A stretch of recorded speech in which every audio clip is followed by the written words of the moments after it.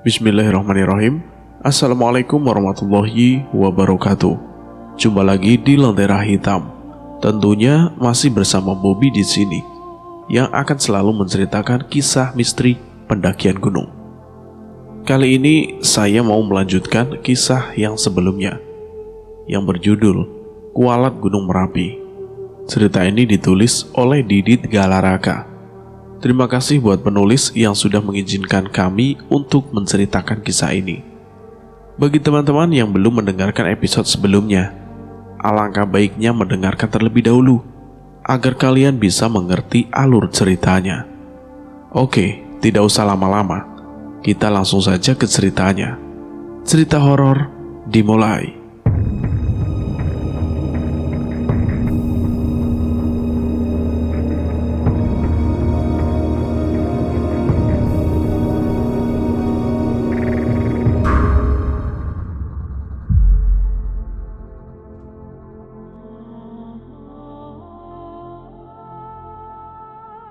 Kami semua saling pandang, karena tidak ada di antara kami bertujuh yang memanggil nama Desti.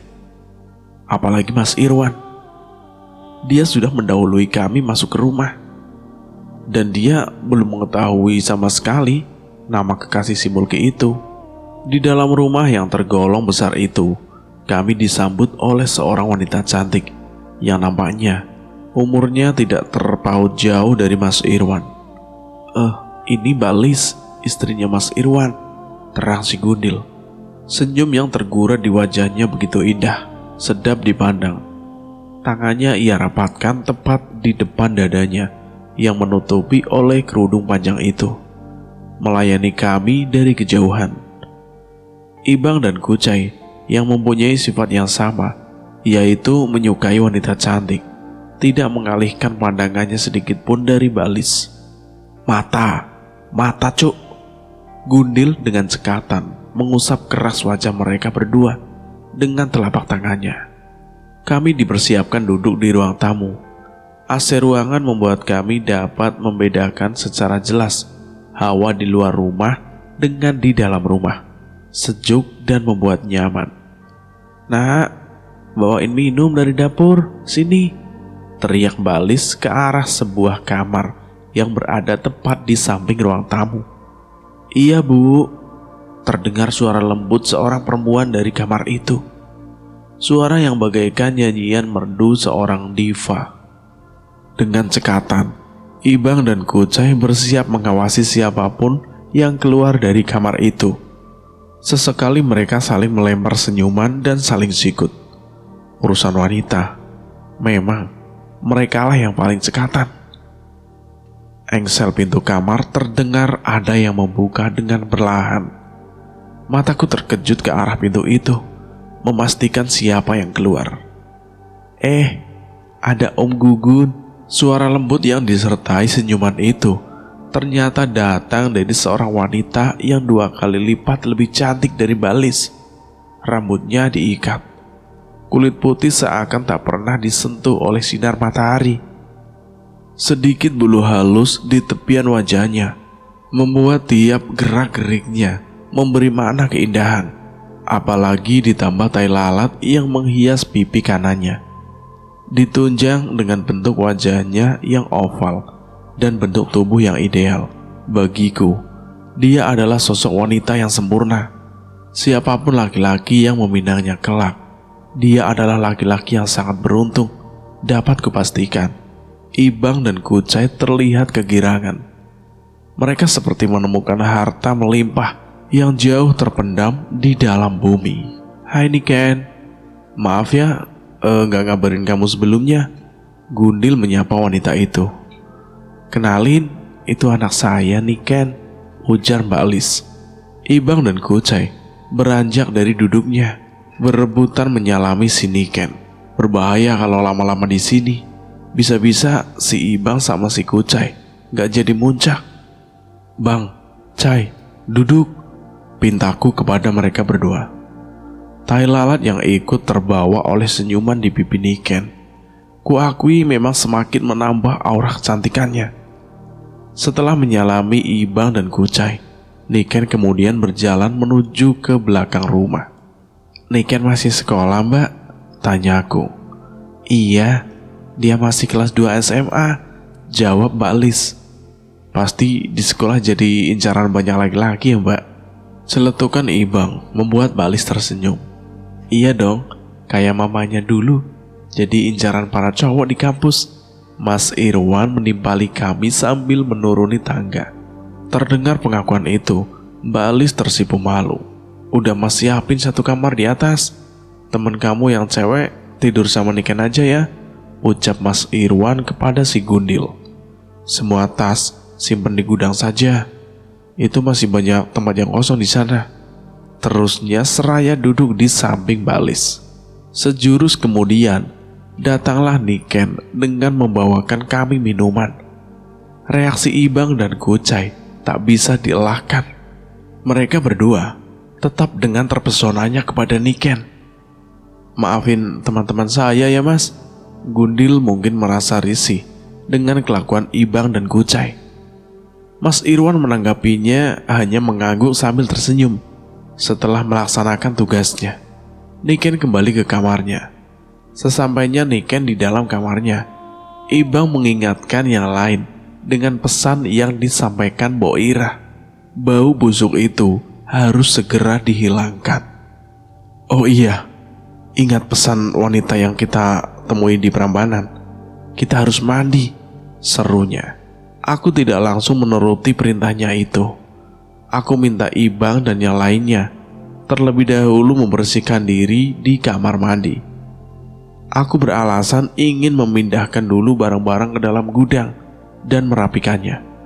Padahal, aku ingin segera ke kamar untuk beristirahat sejenak.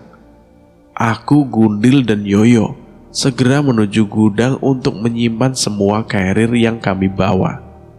Gudang itu berada di bagian belakang rumah, tepat di depan pintu masuknya. Terdapat sebuah meja makan dan kitchen set. Gudang itu bukan seperti apa yang aku bayangkan sebelumnya. Gelap, pengap, penuh debu. Gudang ini layaknya kamar biasa.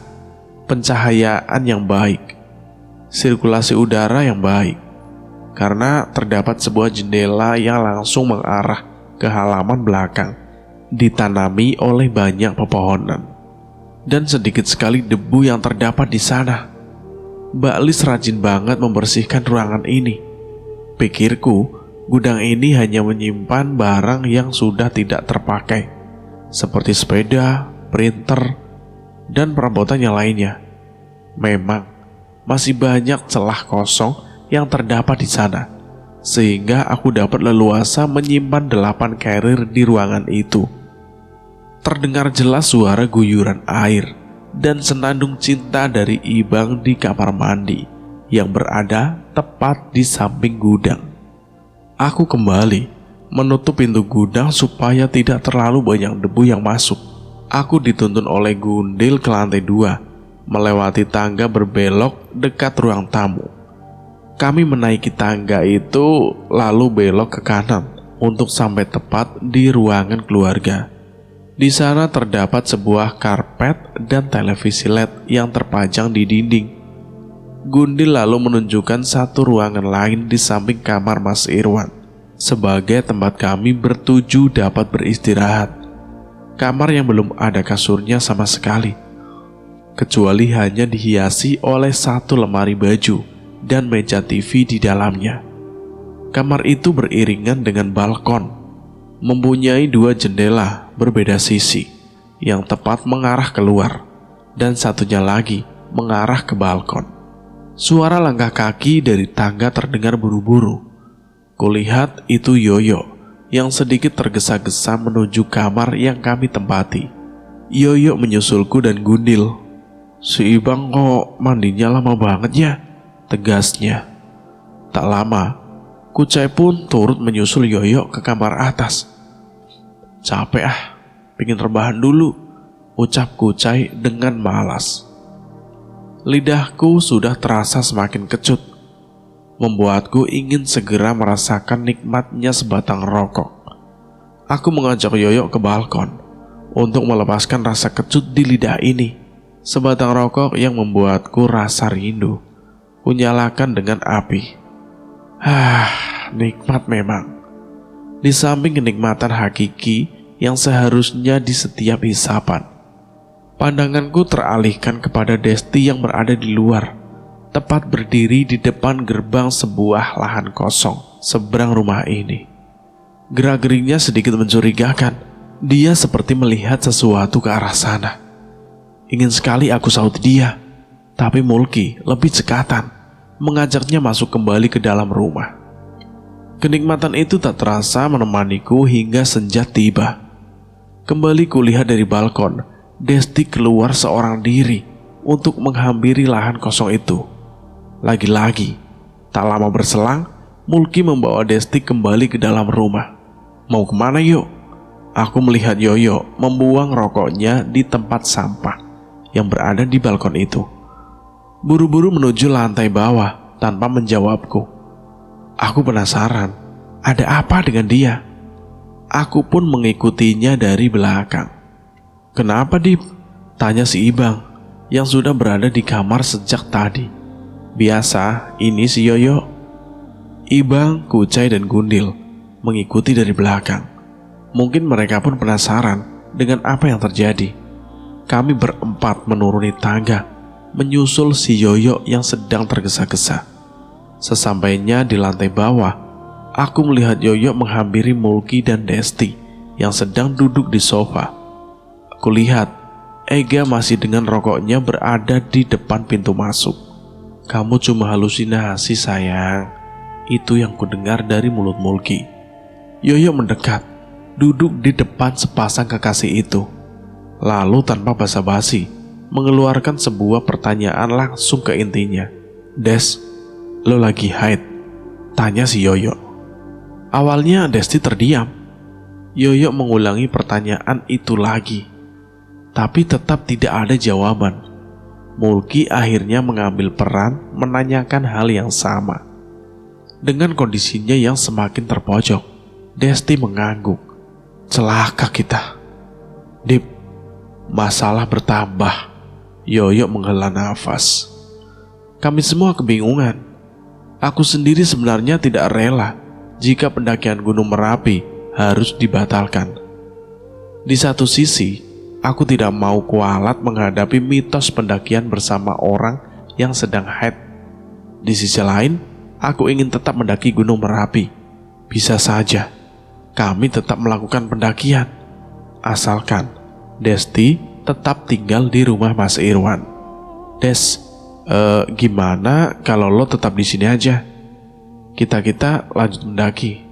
Paling Sabtu siang sudah pulang kok, usulku kepada Desti. Desti menatapku dengan tajam. Gak mau, gue juga pengen ngerasain mendaki Merapi bareng kalian. Tapi lu kan lagi haid, Des. Pokoknya gue pengen tetap kesana. Mulki berusaha mendinginkan suasana dan mengambil alih keadaan. Dia terus membujuk kekasihnya itu supaya tidak ikut mendaki. Akan tetapi, bukannya semakin luluh, Desti malah semakin berontak dan mengancam akan memutuskan hubungannya dengan Mulki jika dia tidak diizinkan untuk mendaki. Mulki tidak bisa berbuat apa-apa lagi. Yang dia bisa hanya terpaksa menuruti kemauan si Desti. Ega kulihat masuk ke dalam rumah. Dengan santainya dia berkata, lagi-lagi percaya mitos. Biarin aja si Desti ikut. Dia gak akan kenapa-napa kok. Yoyo angkat bicara, mendebat ucapan yang dikeluarkan oleh si Ega itu. Namun Ega tetap dengan pendiriannya. Dia terus ngotot ingin membawa Desti ikut, seakan ingin membuktikan kalau mitos itu tidak ada. Bahkan sesekali Ega mengeluarkan kata-kata kasarnya kepada Yoyo. Ibang yang sedari tadi kulihat diam memperhatikan gerak-gerik si Ega, akhirnya mengambil tindakan. Ia melayangkan pukulannya tepat di pipi Ega sebelah kiri. Ega terpental. Jelas anak egois itu dipukul oleh pendekar silat. Bangsat lu emang ya. "Hargain Yoyo," teriak si Ibang sambil menunjuk ke Ega. "Lu emang mau cari masalah lo ya?" Kucai menghampiri si Ega yang terkelepar di lantai, menarik kerah bajunya, seakan ingin mengambil bagiannya menghajar Ega. Aku segera memisahkan mereka dan meredakan suasana. Aku tak mau pendakian ini tercoreng oleh sebuah keegoisan. Mas Irwan yang berlari menghampiri kami setelah menutup pintu gudang, ikut melerai perseteruan itu. Semua orang rumah seperti Mbak Lis dan Niken pun keluar dari kamar. Mas Irwan mempertanyakan keadaan. Lantas aku jelaskan sedetail mungkin. Mas Irwan pun mengerti dan memang semenjak dia menjemput kami di Candi Prambanan, Mas Irwan sudah merasa ada yang tidak beres dengan Desti. Karena terlihat Desti yang bersikukuh. Nanti malam Mas Irwan akan memanggil salah satu sesepuh setempat yang juga tetangganya yang mengerti seputar hal mistis untuk membujuk si Desti. Matahari semakin tenggelam.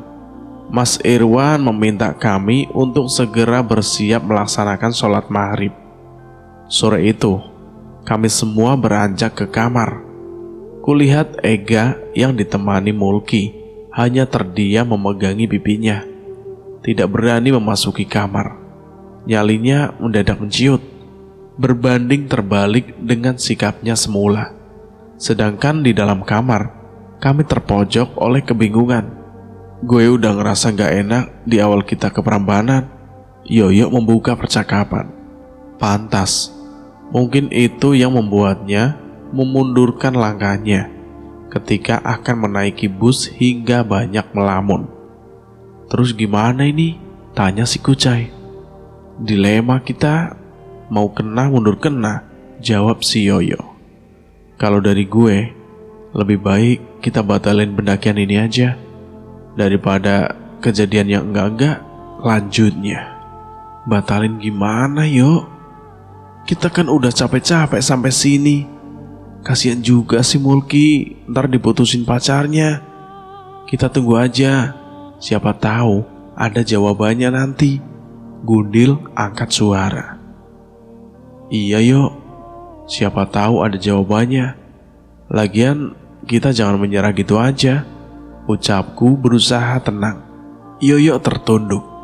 Ia sepertinya sedang menyemangati dirinya sendiri di bawah lampu kamar yang sedikit temaram itu.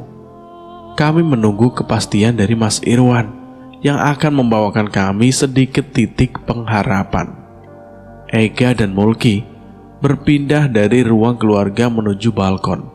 Kebetulan aku duduk di samping jendela yang mengarah langsung ke arah balkon, sehingga dapat melihat kegiatan apa saja yang ada di luar sana. Ega dan Mulki, kulihat seperti melakukan percakapan yang serius. Sesekali Mulki seperti menahan Ega. Aku tidak dapat memastikan apa yang mereka bicarakan, karena terhalang oleh jendela dan jarak mereka cukup jauh berada di ujung balkon. Tak berselang lama, aku melihat Ega beranjak tanpa ditahan oleh Mulki. Aku mengetuk kaca jendela, memberi isyarat pertanyaan, kemana Ega pergi. Mulki lalu memberiku jawaban dengan mendekatkan tangannya ke mulutku. "Oh, makan. Iya, daripada terus bengong sambil menunggu Mas Irwan, kita cari makan yuk," ajakku kepada teman-temanku. Mereka menyetujui ajakanku dan keluar dari kamar menuju lantai bawah. Kemudian keluar rumah untuk mencari makan di angkringan terdekat. Gundil memberitahu kalau ada satu angkringan dan hanya satu-satunya yang enak dan murah.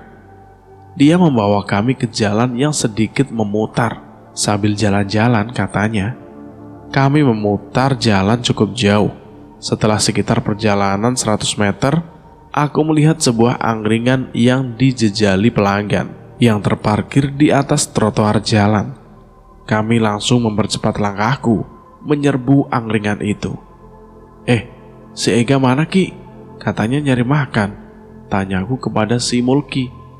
Nggak tahu, mungkin dia nyari makan di tempat lain kali, jawabnya. Satu persatu dari kami memakan makanan yang dijajakan pedagang angkringan itu, menjajali perut yang sudah terasa sangat lapar. Setelah acara wisata kuliner itu selesai, kemudian kami kembali ke rumah Mas Irwan dalam keadaan perut kenyang. Dari kejauhan, aku dapat melihat dari pintu rumah muncul cahaya yang menerangi halaman. Pintu rumah Mas Irwan terbuka lebar, sehingga ketika aku mendekatinya, aku dapat melihat dari luar sedang duduk di sofa ruang tamu seorang yang asing sekali bagiku. Itukah sesepuh yang Mas Irwan maksud? Aku yakin, karena melihat penampilannya. Kami bergiliran memasuki rumah dengan sungkan. Guratan senyum yang terlempar dari wajah orang yang berada di samping Mas Irwan itu menyapa kami. "Ini Mbah Wongso, salah satu sesepuh di sini. Kalian duduk." Mas Irwan memperkenalkan seorang pria berperawakan kecil itu. Rambut gondrong yang sudah memutih dan raut wajah yang sedikit membuatku sungkan. Kami semua duduk di sofa ruang tamu untuk melihat Mbah Wongso membujuk Desti. Kami terlebih dahulu dibawa berbasa-basi oleh Mas Irwan agar sedikit mengenal sosok Mbah Wongso itu. Kamu Desti ya?"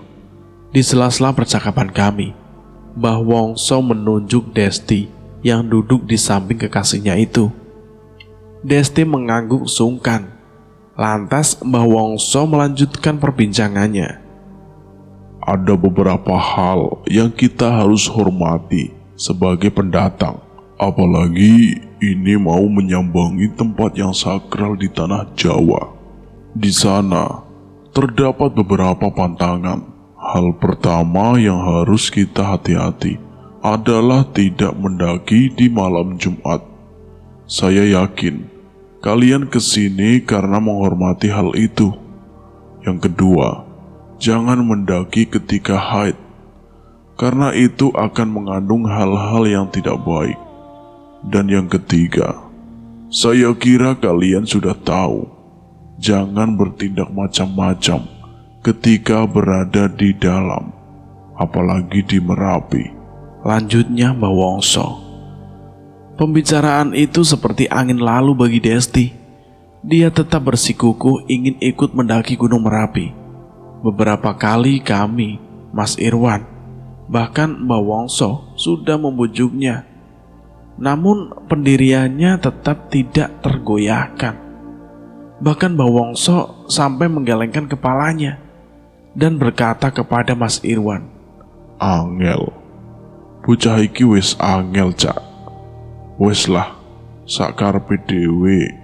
Akhirnya, dengan nada yang sedikit terangkat, Mbah Wongso berkata, "Kalau kamu mau tetap ikut, bisa nyawa taruhannya. Tahu?" Desti tertunduk, menghela nafas panjang. Kemudian ia menatap Mulki dan keluarlah kata-kata terakhirnya, membuat Mulki tersentak. "Ya sudah, kalau aku gak boleh ikut, kita putus." Matanya ganas menatap tajam wajah Mulki. Mulki sontak menggelengkan kepalanya. Ia tidak mau hubungannya berakhir begitu saja. "Ada cara lain gak, Mbah, supaya pacar saya ini tetap ikut?" tanya si Mulki. Sihir apa yang dikeluarkan oleh Desti? Sampai kami pun sudah tidak bisa berkata apa-apa lagi, hanya berharap jawaban keajaiban yang keluar dari mulut Mbah Wongso. Kami tidak mungkin membatalkan pendakian ini, karena kalau begitu, Desti pun akan tetap mengancam putus dengan Mulki. Kenapa situasi jadi sesulit ini ya? Situasi ini sama saja mengantarkan kami ke lembah duri tajam yang siap menyambut wajah-wajah kami dengan tusukannya. Mbah Wongso menatap kasihan ke arah kami semua, terutama kepada Yoyo, Mulki, dan Desti. Beliau beberapa kali menarik nafas panjang dan menghembuskannya. "Sebenarnya ada, cara paling terakhir jika kalian ingin selamat adalah jangan pernah meninggalkan Desti sendirian ketika mendaki. Kalian semua harus bekerja sama, melindunginya dan memperbanyak doa. Tapi itu tidak yakin. Aku merasa ada yang tidak beres dari salah satu dari kalian yang saat ini tidak ada di sini. Oh iya, si Ega, kemana dia? Tanya si Ibang. Memang, dari tadi Ega belum juga kembali. Tanpa perintah dan ancang-ancang, Gundil mengambil langkah cepat mencari Ega keluar rumah. Dia tahu semua titik tempat makan yang berada di dekat dengan rumah kakaknya itu. Gue cari dia ya, Gundil permisi.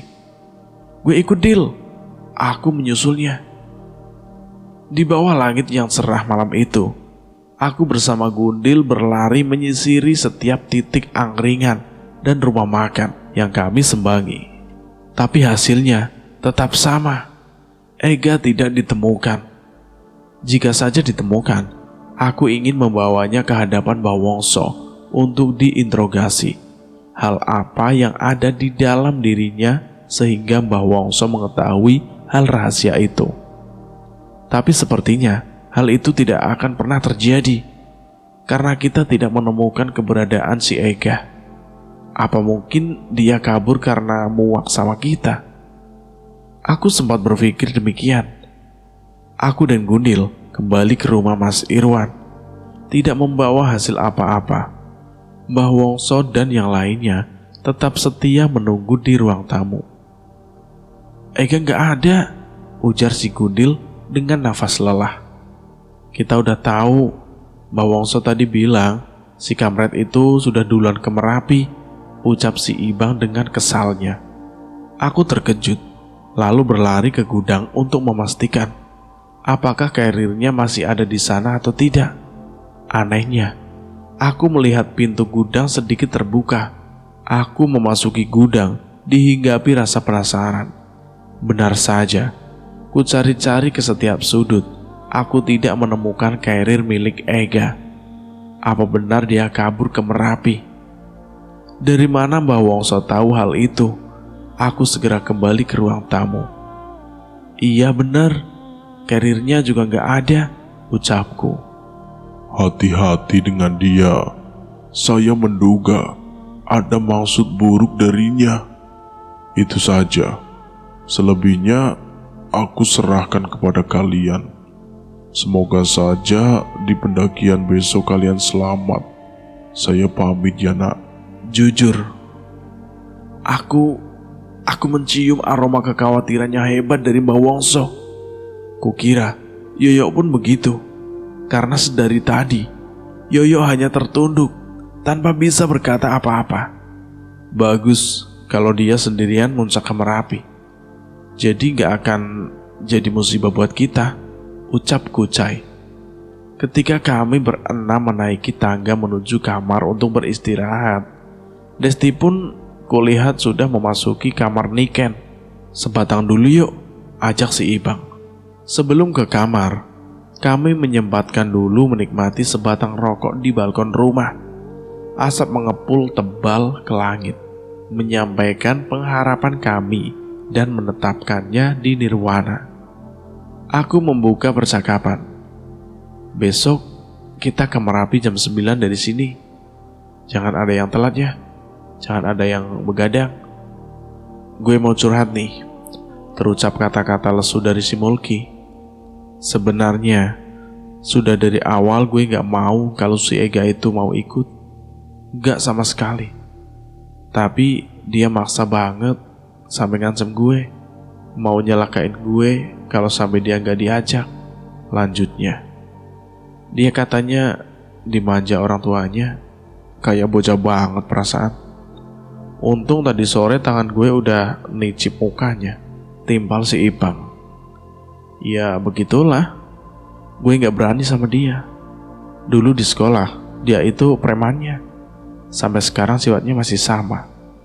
Dia juga agak sering mukulin gue kalau gue ngelabrak dia. Aku terus mendengar keluhan Mulki mengenai si Ega. Benar menurutku. Situasi ini sama saja mengantarkan kami ke lembah duri tajam yang siap mencelakai kami seketika itu juga. Harga minimal cacat, harga maksimal kami bisa mati. Hanya keajaibanlah yang bisa menolong kami dalam pendakian esok hari. Om Gugun, Mbak Desti gak ada, teriakan Niken mengagetkan kami semua. Apalagi ini? Tanpa pikir panjang, kami menghampiri Niken yang berdiri di samping sofa ruang tamu dengan ekspresinya yang terlihat sangat panik. Kenapa bisa gak ada? Tanya si Gundil. Gak tahu, tadi sih udah tidur.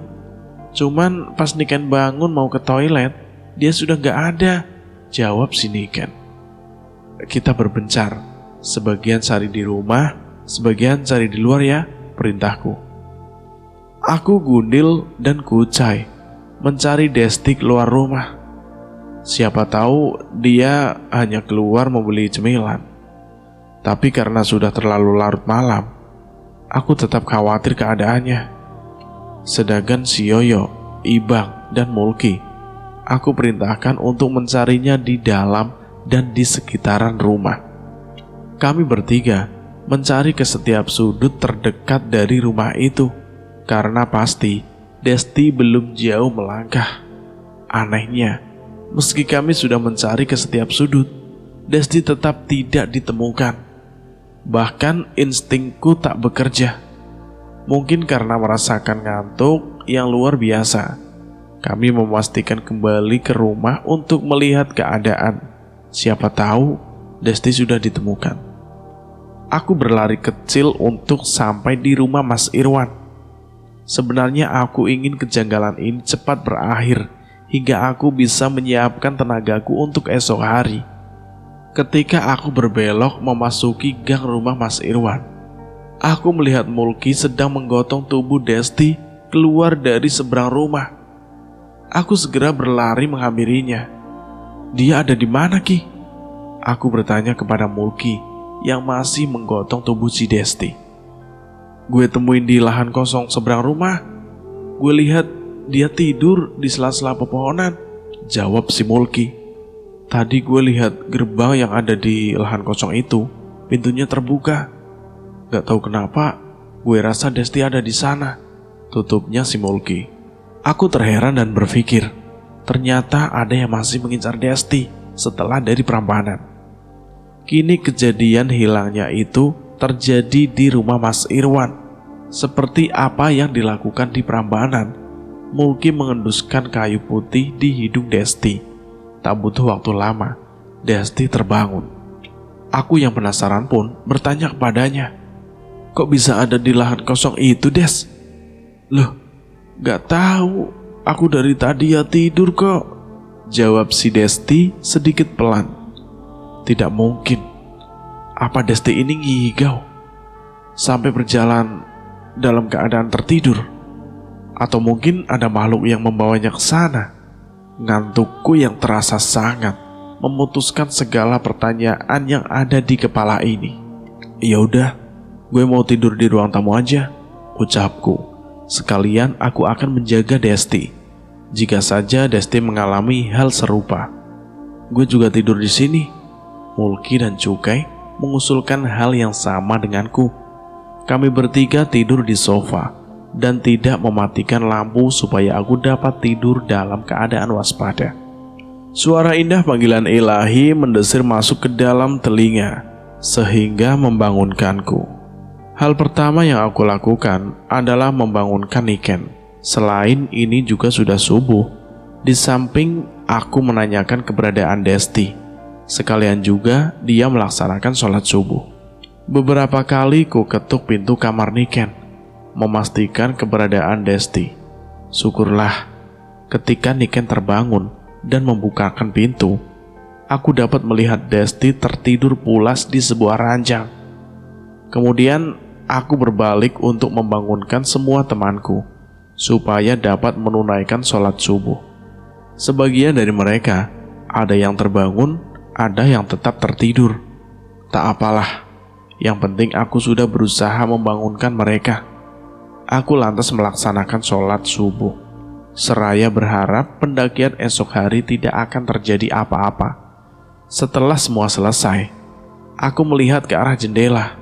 Lumayan, kulihat langit pun masih gelap, sehingga masih ada waktu untuk kembali tertidur dan memasang alarm pukul jam 7 untuk membangunkanku mempersiapkan keberangkatan.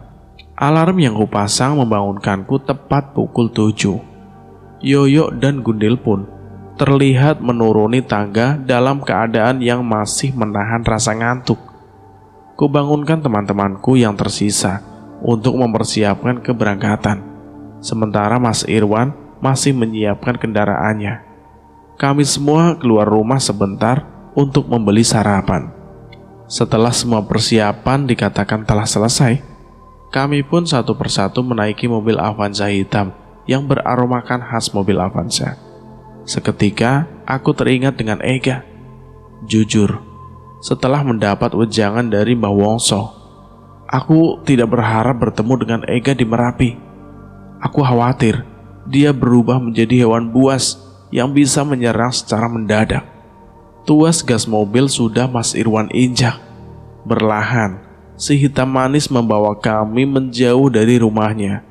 Semoga semuanya baik-baik saja. Kuhelakan nafas panjang, ku pejamkan mata ini dan berkata dalam hati, Merapi, kami datang. Cerita ini pun bersambung sampai di sini, dan kami akan lanjutkan di episode berikutnya. Bagi teman-teman yang belum mendengarkan cerita sebelumnya, ya alangkah baiknya kalian mendengarkan terlebih dahulu agar mengerti alur ceritanya. Terima kasih buat teman-teman yang sudah setia mendengarkan cerita ini. Terima kasih juga buat penulis yang sudah mengizinkan kami untuk menceritakan kisah ini. Mohon maaf jika ada kesalahan kata. Bobby pamit undur diri. Akhir kata, wassalamualaikum warahmatullahi wabarakatuh. Salam horor.